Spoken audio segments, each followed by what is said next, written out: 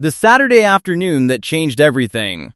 I'll never forget the Saturday afternoon I spent at my neighbor Tom's house watching the Super Bowl. Tom had just bought himself a brand new TV, one of those mini LED models everyone was talking about. The game was on, bright sunshine was pouring through his living room windows, and I remember thinking to myself, this is the clearest, most vibrant picture I've ever seen in broad daylight.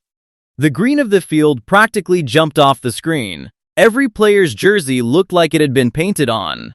I could see details I'd been missing for years on my old set. Fast forward 3 weeks, and Tom invited me over for movie night. He'd picked up one of those dark, atmospheric thrillers, the kind where half the scenes take place in dimly lit rooms and shadowy hallways. We settled in, turned off all the lights, and started watching. And you know what? The magic was gone. Around every streetlight, every candle, every bright object on that dark screen, there was this glow. Not terrible, not unwatchable, but once you noticed it, you couldn't stop seeing it. Tom noticed it too. He kept adjusting the settings, convinced something was wrong. Nothing was wrong. The TV was just being exactly what it was designed to be. That's when it hit me. After 40 years of watching television, after seeing technology evolve from rabbit ears and wood-paneled cabinets to these impossibly thin screens with more computing power than the space shuttle, I finally understood something important. The question isn't which TV is better anymore. The question is, which TV is better for the way you actually live your life? If this story sounds familiar, if you've been down this road trying to figure out what all these letters and numbers mean, do me a favor and hit that subscribe button. Share your own story in the comments too. Which TV are you using right now, and what's driving you crazy about it? Is the picture too dim when the sun comes in? Does it look washed out during afternoon games? Your experience might be exactly what someone else needs to hear. The day everything got complicated. You know, there was a time when buying a television meant walking into a store, looking at maybe 5 or 6 models, and picking the one with the clearest picture and the best price. I remember going with my father to buy our first color TV back in 1979. The salesman asked us 2 questions. What size screen did we want, and did we want the wood cabinet or the plastic one? That was it. We picked one, loaded it into the station wagon, and that TV sat in our living room for the next 17 years. These days, shopping for a TV feels like you need to go back to school just to understand what you're buying. OLED, QLED, Mini LED, Micro LED, HDR, HDR10, HDR10+, Dolby Vision, Dolby Vision IQ, and on until your head spins. And here's what frustrates me the most about all of this. The people selling you these TVs, they're not always explaining what any of it means. They're just throwing acronyms at you and hoping you'll nod your head and pull out your credit card. So let me tell you a story that'll help make sense of all this, starting with what Dolby Vision actually is and why it matters. The night I finally understood Dolby Vision. A few months back, I was at my daughter's house helping her set up her new streaming service. She'd just subscribed to one of those premium plans that gives you access to movies in what they call Dolby Vision. We decided to watch one of those big-budget action films, the kind with explosions and car chases and scenes that jump from pitch-black tunnels to bright desert sunlight. About 20 minutes in, she paused it and pulled up the same movie on her laptop. But this time in regular HD. We watched the same scene on both screens, and I'm telling you, it was like looking at 2 different films. On her TV with Dolby Vision, you could see every detail in the shadows of that tunnel.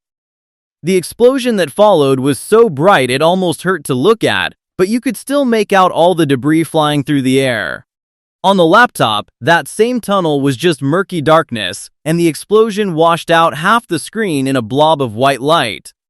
That's what Dolby Vision does. See, regular HDR, which stands for High Dynamic Range, gives your TV a set of instructions at the beginning of a movie. It's like telling someone, here's how bright things can get, here's how dark they can get, now go watch the whole film with those settings. Dolby Vision is smarter. It adjusts scene by scene, sometimes frame by frame. Every time the movie changes from a dark room to a sunny beach, Dolby Vision tells your TV exactly how to handle that transition. It's like having someone constantly fine-tuning the picture to make sure you're seeing exactly what the filmmaker intended. Now here's where it gets interesting, and this is the part that confused me for the longest time. Both OLED and mini LED TVs support Dolby Vision. You'll see it right there on the box, same fancy logo, same marketing promises. So naturally, you'd think they'd look the same, right? That's what I thought too, until I spent an afternoon at a local electronics store and learned just how wrong I was. A tale of two technologies. The salesman at the store, nice young fellow named Marcus, he could see I was confused. He walked me over to two TVs sitting side by side, both the same size, both playing the same movie, both with that Dolby Vision logo proudly displayed. One was old, one was mini LED, and they looked completely different. Marcus turned to me and said something I'll never forget. He said, "Dolby Vision is like a master chef's recipe. But if one kitchen has a gas stove and the other has an electric stove, you're going to get two different versions of the same dish. Both good, both following the same recipe, but different." Let me explain what he meant by walking you through how these two technologies actually work, because once you understand this, everything else makes sense. The old story, a million tiny light bulbs. Think about your living room lamp. You flip the switch, the bulb turns on, light fills the room. You flip it off, the light disappears completely. Pure darkness. That's essentially what every single pixel on an OLED screen does. OLED stands for Organic Light Emitting Diode, which sounds complicated, but the concept is beautifully simple. Each pixel makes its own light. Imagine you had a grid of 10 million tiny light bulbs, each one so small you can't see them individually. Each one can turn on or off completely independently of all the others. When an old TV wants to show you a black pixel, it doesn't make it dark gray or dim. It just turns that pixel off. No light, no glow, nothing. That's why when you watch a movie set in space on an OLED, those black backgrounds are truly perfectly black. I saw this firsthand when my brother-in-law bought an LG OLED last year. We were watching one of those nature documentaries, the kind where they film deep-sea creatures in the pitch-black ocean. On my old LED TV at home, those dark ocean scenes looked like dark gray soup. On his OLED, it was like looking through a window into the actual ocean. The blackness was so deep and real that when a bioluminescent jellyfish drifted by, it looked like it was floating in actual space. No glow around it, no halo, just this bright creature against infinite darkness. That's the magic of OLED. That infinite contrast, those perfect blacks. And when you add Dolby Vision on top of that, adjusting the bright highlights while keeping those blacks perfectly black, it's stunning. It's the closest thing to looking at reality through a window. But here's the catch, and it's a big one. The brightness problem. My brother-in-law invited me back a few weeks later to watch a football game.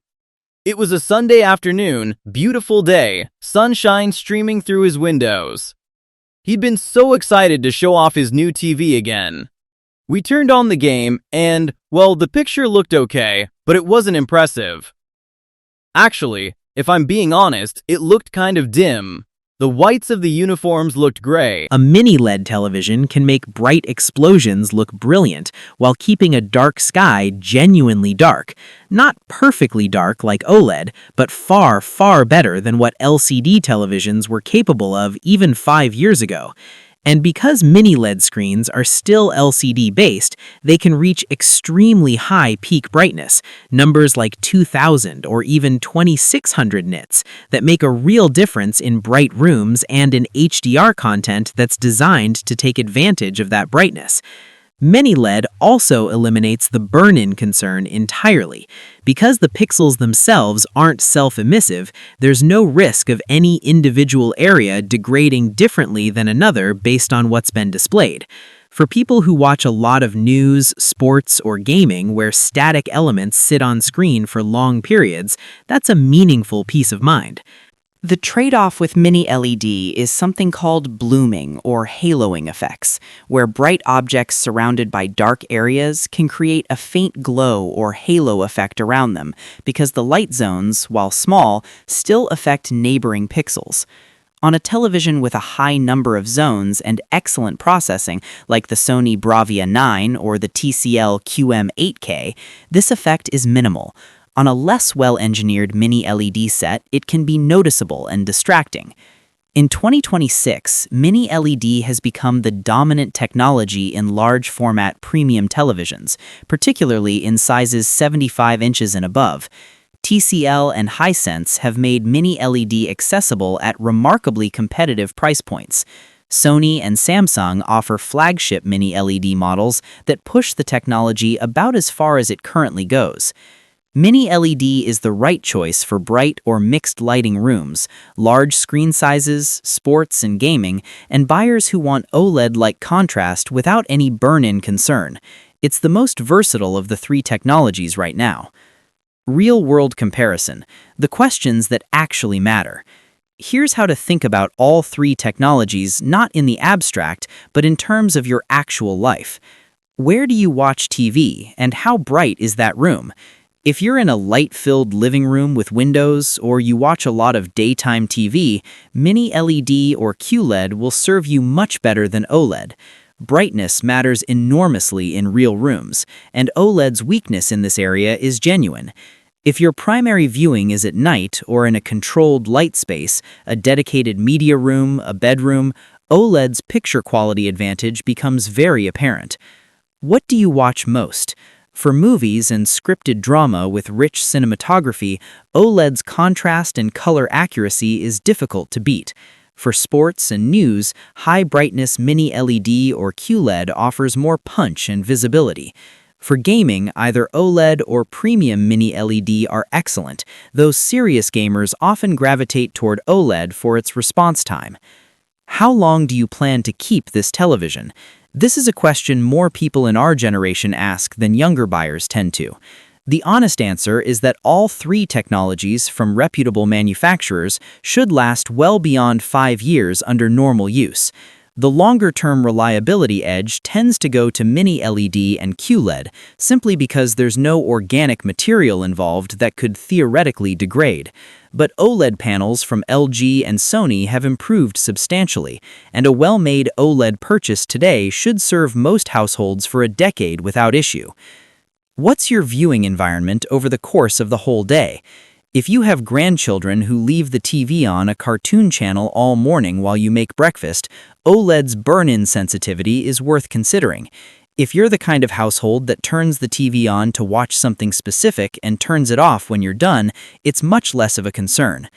The brands behind the technologies, who to trust? Technology is only as good as the engineering behind it, and that varies enormously by brand. Let me give you the practical landscape. For OLED, LG remains the dominant force. They manufacture the panels that go into most OLED televisions globally, including many Sony and Panasonic models. LG's own C-Series represents what many consider the benchmark for balanced OLED performance at a reasonable premium price. Sony's Bravia OLED range applies Sony's processing expertise to LG's panels and often produces a slightly more natural, film-like result that longtime movie viewers tend to prefer. Samsung's QD OLED technology is different again. It uses a quantum dot layer on top of the OLED base for exceptional color volume and brightness, though at a premium price. For mini LED, Sony's Bravia 9 represents the current state-of-the-art in terms of processing quality and real-world picture performance. TCL's QM8K series has earned considerable respect for delivering high-performance mini LED at prices that genuinely compete with less capable sets from more established names. Hisense's U8 series is similarly competitive. Samsung's Neo QLED lineup is their mini LED range, and it performs very well in bright rooms specifically. For QLED in the traditional sense, bright, vibrant, LCD-based sets, Samsung remains the market leader and the most trusted name for consistent quality and build reliability over time. What brands should give you pause? As a general principle, be cautious with house brands exclusive to specific retailers, deeply discounted off-brand sets, or any television where you cannot find reliable long-term ownership reviews from real users. The difference between a well-engineered television and a poorly engineered one is not visible on day one. It shows up over 2, 3, 5 years in sluggish software, degraded brightness, panels that develop uneven backlight patches. The brands with the strongest reputations maintain them because they invest in quality that outlasts the purchase date. Practical buying advice before you buy. A few things worth doing before you spend this kind of money. First, identify your room. Measure the distance from your seating position to where the TV will sit, and look up the recommended screen size for that distance. A TV that's too large for your room creates visual fatigue. One that's too small loses the impact you paid for. Second, visit a store if you can, but don't trust the showroom for final judgment.